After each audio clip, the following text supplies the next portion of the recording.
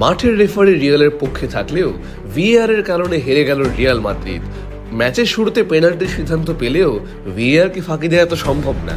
লা লিগায় সবচেয়ে বেশি পেনাল্টি পাওয়া রিয়ালের জন্য আফসোস হয়ে রইল এই সিদ্ধান্ত। তারা হেরে গেল ম্যান সিটির কাছে। অঘোষিত ক্লাসিকোতে ম্যান সিটির জয়, জাভি আলোনসোর কপালে চিন্তার ভাঁজ আরও গভীর হলো।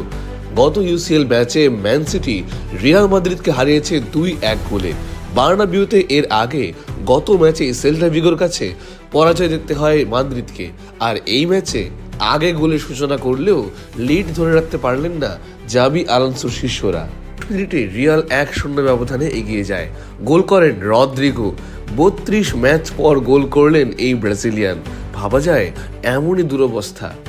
বেলিংহামের বাড়ানো পাসে মাঠের ডান পাশ ধরে দৌড়ে গিয়ে ডান পায়ে দারুণ আড়াআড়ি শটে ফিনিশ করেন তিনি। অবশ্য এই লিড বেশিক্ষণ স্থায়ী হতে দেয় না পেপ গার্দিওলার দল।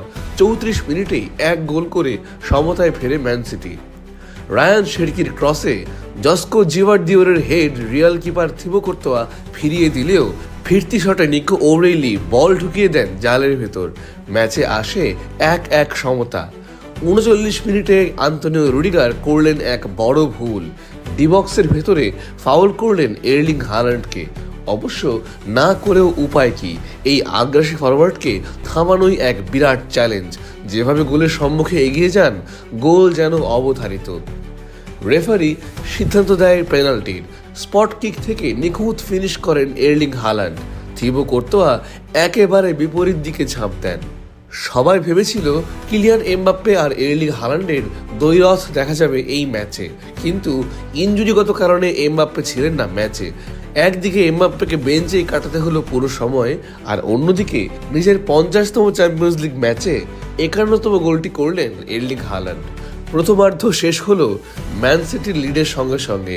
2-1 গোলে এগিয়ে রইল ম্যান সিটি। দ্বিতীয়ার্ধে রিয়াল ফিরে আসার অনেক চেষ্টা করে।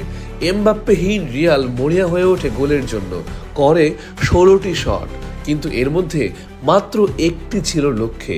গার্দিওলার দল 12টি শট নিয়েছিল, তার মধ্যে 8টি ছিল টার্গেটে। কর্তোয়া না থাকলে এ যাত্রায় আরও অনেক গোল হজম করতে হতো জাভি আলোনসোর দলকে। ম্যাচ শেষে score line Real Madrid 1, Man City 2। জাভি আলোনসোর ওপর বিরাট চাপ, পরপর 2 ম্যাচে পরাজয়, তার আগেও ধারাবাহিক ব্যর্থতা। লা লিগায় শীর্ষস্থানের লড়াইয়েও পিছিয়ে পড়লেন, আর এই ম্যাচের মধ্য দিয়ে ইউসিএল এর পয়েন্ট টেবিলের 7 নম্বরে নেমে এল রিয়াল। তাদের পয়েন্ট 12। অপরদিকে ম্যান সিটি এই গুরুত্বপূর্ণ জয়ে উঠে এসেছে টেবিলের 4র্থ স্থানে। তাদের সংগ্রহে 13 পয়েন্ট।